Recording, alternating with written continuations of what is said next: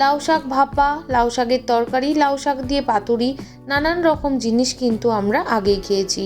তবে আজ আমি যে রেসিপি আপনাদের সাথে শেয়ার করছি সেটি সম্পূর্ণ নতুন ধরনের একটি রেসিপি। নমস্কার বন্ধুরা, সতীশনাথ ফ্যামিলি কিচেনে আপনাদের সবাইকে স্বাগতম।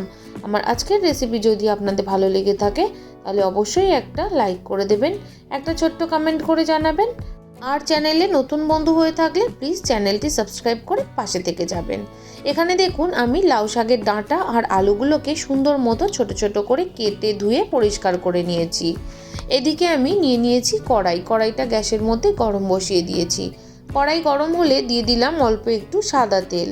তেলটা গরম হলে এখানে আমি দিয়ে দিলাম হাফ কাপের মতো চীনা বাদাম। এই বাদামগুলোকে এখন আমি একদম লাল লাল আর মুচমুচে করে ভেজে নেব। লাউ শাকের অনেক রেসিপি আমি আগেও আপনাদের সাথে শেয়ার করেছি, চাইলে আপনারা দেখে নিতে পারেন। তবে আজ আমি যে রেসিপি শেয়ার করছি সেটি সম্পূর্ণ আলাদা ধরনের একটি রেসিপি। আশা করি আপনাদের সবার ভীষণ ভালো লাগবে। দেখুন বন্ধুরা, কথা বলতে বলতে বাদামগুলো কিন্তু আমার সুন্দর মতো করে ভেজে নেওয়া হয়ে গেছে। এখন আমি বাদামগুলোকে তেল থেকে ছেঁকে তুলে নিচ্ছি। আমি এই রেসিপিটি বানানোর জন্য সাদা তেলের ব্যবহার করেছি। আপনারা চাইলে কিন্তু সাদা তেলের বদলে সর্ষের তেলেরও ব্যবহার করতে পারেন। বাদামটা তুলে নেওয়ার পর যে তেল ছিল ওই তেলের মধ্যেই দেখুন আমি আলুগুলোকে দিয়ে দিচ্ছি। আলুগুলো আপনারা দেখতেই পাচ্ছেন ছোট ছোট আর ডুমডুম করে কেটে নিয়েছি। আপনারাও কিন্তু এইভাবেই কেটে নেবেন। এখন আলুটাকেও কিন্তু আমি একদম নরম আর লাল লাল করে ভেজে নেব। তার জন্য একটুখানি নাড়াচাড়া করেই দিয়ে দিচ্ছি সামান্য একটু হলুদটা দিয়ে আলুগুলোকে এখন আমি খুব ভালো মতো করে ভেজে নেব। তবে এই রেসিপি বানানোর জন্য আগে থেকে নুনটা আমি দেব না। বন্ধুরা, আপনারাও তো লাউ শাকের অনেক ধরনের রেসিপি বানিয়ে থাকেন, তবে এইভাবে লাউ শাক রান্না আপনারা কারা কারা বানিয়েছেন অবশ্যই কিন্তু কমেন্ট করে জানাবেন। এদিকে দেখুন বন্ধুরা, কথা বলতে বলতে আলুগুলো কিন্তু সুন্দর মতো করে ভাজা হয়ে গেছে, লাল লাল করেও ভেজে নেওয়া হয়ে গেছে। আবার এদিকে 70 থেকে 80% পর্যন্ত সেদ্ধ হয়ে গেছে। এখন আমি আলুগুলোকে তেল থেকে ছেঁকে তুলে নিচ্ছি। রোজ রোজ একই রকম রান্না না বানিয়ে একটু যদি ঘুরিয়ে ফিরিয়ে বানাই তাহলে কিন্তু খেতেও ভালো লাগে, আর নতুন নতুন কিছু বানিয়ে আপনাদের সাথে শেয়ার করতেও ভীষণ ভালো লাগে। সমস্ত আলুগুলো তুলে নেওয়ার পর আমি এখানে ফোড়ন দিয়ে দিলাম হাফ চামচের মতো কালো জিরে, আর সাথে দিয়ে দিলাম বেশ অনেকটা পরিমাণ থেতো করে রাখা রসুন, সাথে দিয়ে দিলাম 4টের মতো চেরা কাঁচা লঙ্কা। ঝালটা কিন্তু আপনারা আপনাদের স্বাদ অনুযায়ী দিয়ে নেবেন। এখন আমি খুব ভালো মতো করে রসুনটাকে ফোড়ন করে নেব।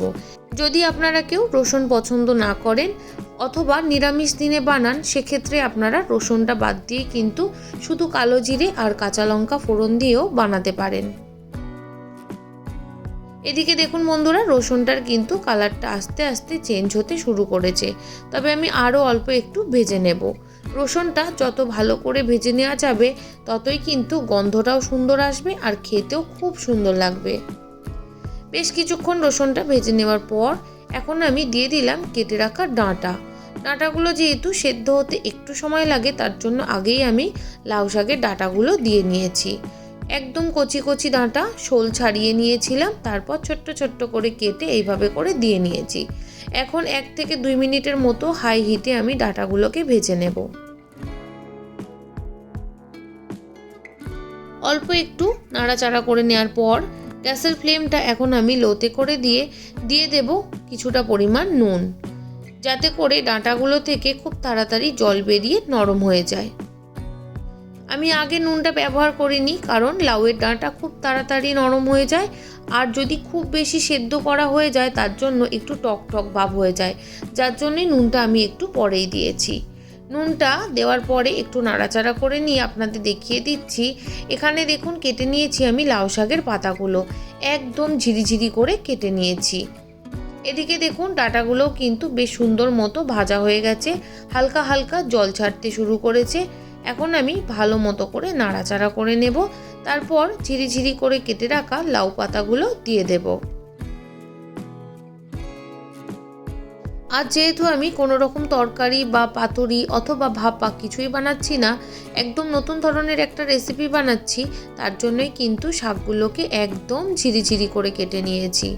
এখন আমি ঢাকা দিয়ে দেব যাতে করে শাকগুলো একদম নরম হয়ে যায়। আপনারা দেখতেই পাচ্ছেন শাকগুলো কিন্তু একদম নরম হয়ে গেছে। প্রায় আমি 5 মিনিটের জন্য ঢেকে রেখেছিলাম, এতেই কিন্তু লাউ পাতাগুলো অনেকটা নরম হয়ে গেছে।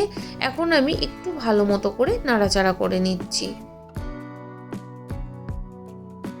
যে সকল বন্ধুরা লাউ শাক এইভাবে কোনোদিনও বানাননি, তারা কিন্তু একবার হলেও এইভাবে বানিয়ে দেখবেন।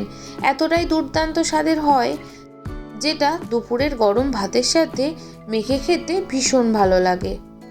এদিকে দেখুন, কথা বলতে বলতে নাড়াচাড়া করে নেওয়া হতে হতে শাকটা কিন্তু একদমই কমে গেছে। এখন আমি দিয়ে দিলাম ভেজে রাখা আলুটা দেওয়ার পর সাথে দিয়ে দিচ্ছি বাকি পরিমাণ মতো নুনটা। আলু ভাজার সময় আমি অল্প একটু হলুদ দিয়েছিলাম আলাদা করে, আর হলুদ দেওয়ার দরকার নেই। এখন আলুটা দেওয়ার পর খুব ভালো মতো করে আমি মিশিয়ে নেব। যে সকল বন্ধুরা প্রত্যেক দিন আমার ভিডিওর সাথে সম্পূর্ণভাবে জুড়ে থাকেন, তাদের সবাইকে জানাই অনেক অনেক শুভেচ্ছা, অনেক ভালোবাসা। আর যে সকল বন্ধুরা আজ আমার চ্যানেলে প্রথম এসেছেন, প্লিজ বন্ধুরা রেসিপিটি ভালো লাগলে অবশ্যই কিন্তু সাবস্ক্রাইব করে পাশে থেকে যাবেন, আর পাশে থাকা বেল আইকনটি প্রেস করতে কিন্তু ভুলবেন না। এতে করে সবার আগে ভিডিও নোটিফিকেশন আপনাদের কাছে পৌঁছে যাবে। আলুগুলো দেওয়ার পর প্রায় 3-4 মিনিট সময় ধরে লাউ শাকের সাথে একটু নাড়াচাড়া করে কষিয়ে নিয়েছিলাম। তারপর এখানে দিয়ে দিলাম সামান্য একটু জল। এই জলটা দেওয়ার পর ঢাকা দিয়ে প্রায় 3 থেকে 4 মিনিটের জন্য রেখে দেব। এতে করে শাক আর ডাঁটাটা কিন্তু খুব সুন্দর মতো করে সেদ্ধ হয়ে যাবে।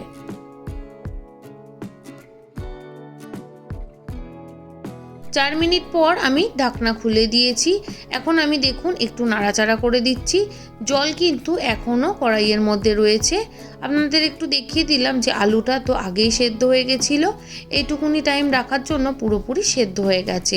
এদিকে ডাঁটাগুলোও কিন্তু সেদ্ধ হয়ে গেছে, আর শাকটা তো দেখতেই পাচ্ছেন একদমই নরম হয়ে গেছে। এখন আমি স্বাদের ব্যালেন্সের জন্য দিয়ে দিলাম সামান্য একটু চিনি, আর সাথে দিয়ে দিচ্ছি 2 চামচ ভর্তি ভর্তি কোড়ানো নারকেল। এই রেসিপিতে নারকেলটা আমি একটু বেশি পরিমাণেই ব্যবহার করেছি, এতে করেই কিন্তু খেতে ভীষণ ভালো লাগবে। নারকেলটা দেওয়ার পর এখন আমি খুব ভালো মতো করে মিশিয়ে নেব, আর শুকনো শুকনো করে একদম ভাজা ভাজা করে নেব। যে সকল বন্ধুরা লাউ শাক খেতে পছন্দ করেন না, তারা যদি একবার এইভাবে বানান তাহলে কিন্তু আপনারাও ভীষণভাবে পছন্দ করবেন। আর যারা লাউ শাক খেতে পছন্দ করেন তাদের কাছে তো এটা ভীষণই ভালো লাগবে। এদিকে দেখুন নাড়াচাড়া করতে করতে জলটা কিন্তু অনেকটাই শুকিয়ে গেছে। এখন আরও একটু আমি ভাজা ভাজা করে নেব, যাতে করে নারকেলের একটা সুন্দর গন্ধ আসে। গ্যাসের ফ্লেমটা আমি এতক্ষণ লোতে রেখেছিলাম, এখন হাইতে করে আমি 2-3 মিনিট সময় ধরে ভেজে নেব। এতে করে নারকেলের একটা সুন্দর গন্ধ আসবে। বেশ কিছুক্ষণ ভেজে নেওয়ার পর সবশেষে আমি এখানে অ্যাড করে দিলাম আগে থেকে ভেজে রাখা চীনা বাদাম। জলটা যখন পুরোপুরি শুকিয়ে যাবে তখনই কিন্তু বাদামটা অ্যাড করতে হবে। তারপর খুব ভালো মতো করে মিশিয়ে 1 থেকে 2 মিনিটের মতো ভাজা ভাজা করে নিলেই তৈরি হয়ে যাবে একদম নতুন স্বাদে নতুনভাবে লাউ শাক ভাজা। বন্ধুরা রেসিপির নামটা কিন্তু খুবই সাধারণ, কিন্তু বিশ্বাস করুন খেতে ভীষণই অসাধারণ। না বানালে কিন্তু বুঝতেই পারবেন না। তাহলে বন্ধুরা আমার আজকের রেসিপি আপনাদের কেমন লাগলো অবশ্যই কিন্তু কমেন্ট করে জানাবেন। ভালো লাগলে লাইক শেয়ার সাবস্ক্রাইব করে দেবেন। খুব বেশি ভালো লাগলে অবশ্যই কিন্তু নতুন বন্ধুদের সাথে শেয়ার করে দেবেন। তাহলে আজ এখানেই শেষ করলাম, পরের দিন আবারও একটা নতুন রেসিপির সাথে চলে আসছি। আপনারা সবাই ভালো থাকবেন, সুস্থ থাকবেন।